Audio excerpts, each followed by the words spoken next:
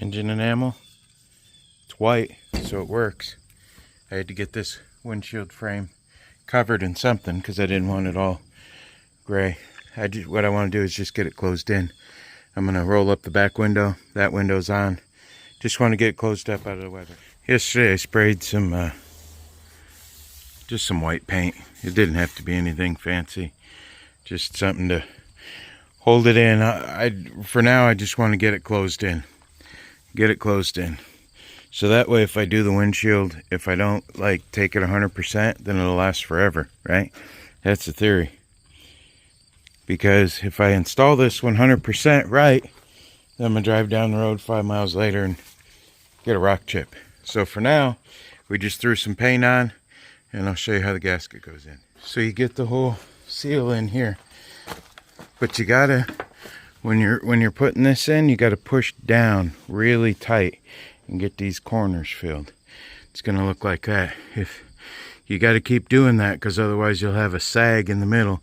That just means you have to just keep pushing it back over, getting it real tight in these corners, messing around a little bit, watching for the wasps that come out if you're like me. So then what you do is the windshield sits down in that channel right there.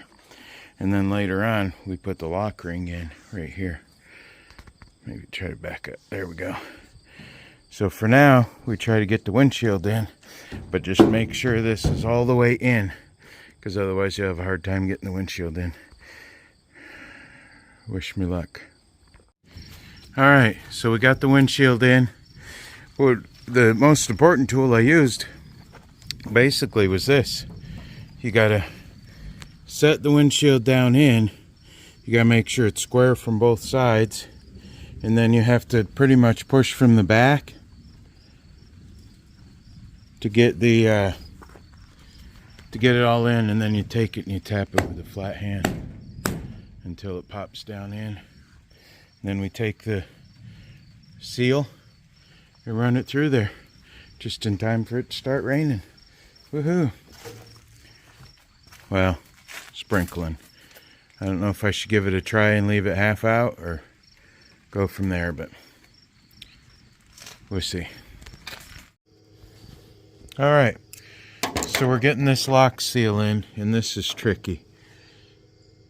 I stabbed my thumb with that, so you gotta be careful. Now what I did was I laid this out, because you want that kind of in the middle, because we got a trim piece in there. And then I went around the corner and I started right here because it was the easiest place to start. It takes longer to start it here than it did to do the rest of this. So what you do is I put it to the bottom down here, and then I take that big screwdriver. I can almost do it one-handed now. And then I just push it in. Oh, it was a lot warmer earlier. And then also you can take it, yeah, it was a lot warmer earlier, like that, and then push this here in with the other piece like this. Shove it in there. And just be patient and get it done. So I'm going to go ahead and get this lock seal in. That trim looks really nice, actually, that white paint on there. I sure am glad I did that and didn't just leave it primer. But the whole truck's eventually going to be white. Got to replace that quarter panel though.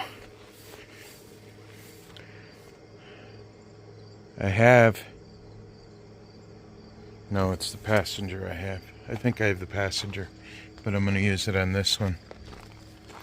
And this one I drove the other day, and it's actually crazy how much this flexes in here. Like, a lot. Well, actually, the top's not bolted on, so anyway. I'm going to get some rust reformer, paint all that in here, so... Oh, I got to get that brought in.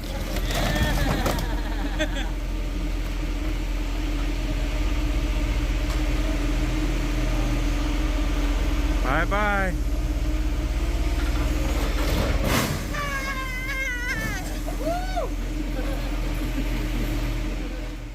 Here's a quick before. The old nasty looking old disgusting wheels. And after. I think these things are cheap. I forget what they were, 40, 50 bucks. It's just like putting new wheels on there. You don't need to spend thousands of dollars to make your truck look good, do you? Well, I guess you could if you had it, but I don't. I'm poor. So I'm going to keep going. I got thermostat housing, driver's side switch, Poppy's patina. We're going to have to run that down to the car wash, so wash it one more time before I put that Poppy's patina on, I think. Maybe not, though. Let's see what we got. All right, there we go. That's this side done. Looking better already. And then some stuff I like to do. I like paying attention to the headlight doors. So I got from my buddy George a new headlight bucket that's broke. And I don't know what it is, but these are always broke and bent up and missing. On all of them, just about. So I'm going to go ahead and show you some tricks on that I like to do to make them look better. Alright, this is the paint we're going to use in my high-tech fancy paint can heater out here in the blazing sun. So I'm going to take those headlight buckets off and I'm going to paint these new ones. New to me. Found a good set. I mean, they're still pretty brittle. You got to watch out for them. I wipe them down with that spray away glass cleaner. And then once I feel my paint is heated to the proper temperature. See, it says high temperature. There we go. Nope, not yet. Okay, my handy dandy thermometer. That's what I'm going to use to heat that up. This is what I also like to do, is paint the radiator support and stuff. I'll probably just wipe that off a little bit. Work smarter, not harder. But this is going to dry. All the satin, the gloss is going to be off. I think I'm going to paint the motor black just because I can't pull it right now. So what I'd like to do is paint the exhaust manifolds and the I want to paint at least the fender wells and everything, get everything cleaned up as much as I can. And I got some beautiful brand new valve covers for it, so I'm going to paint the bracket. We'll see what I can do. I don't want to do a whole lot of work. This truck's kind of just meant to be worked and not really show truck or anything. I got plenty of other things to put my time and money into, so gotta go. Oh, wait a minute. I don't gotta go. Quick peek at these. All the gloss will be off of them, I think.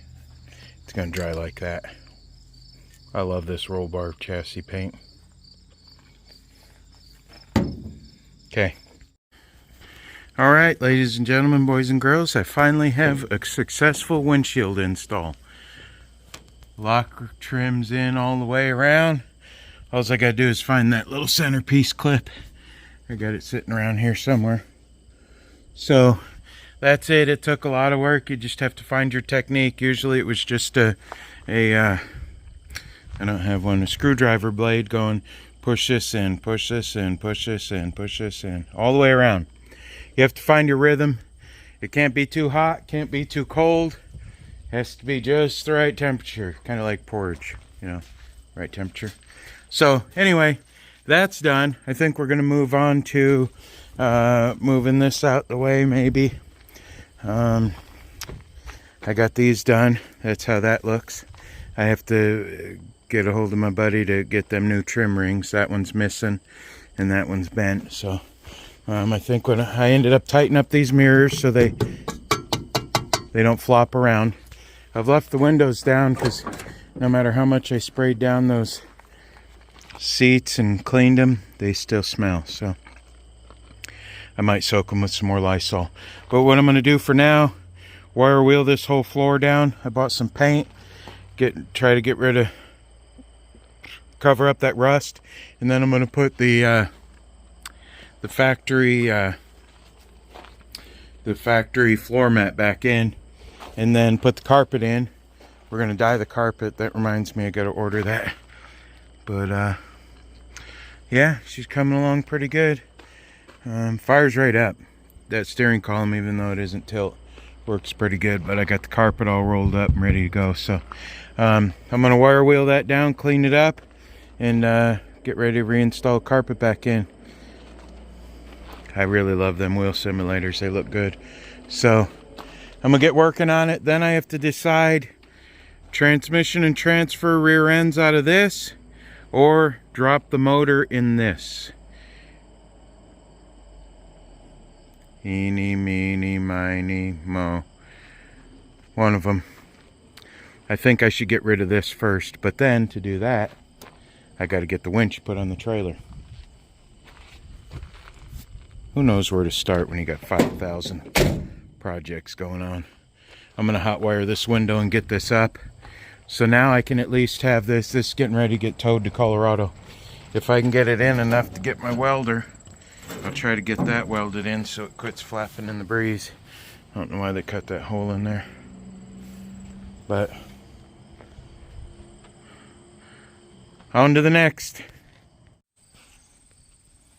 Alright, for now, I just took Rust-Oleum rust reformer. I wire wheeled everything down with that wire wheel right there, but I don't, or flap disc, but I don't have much left on it.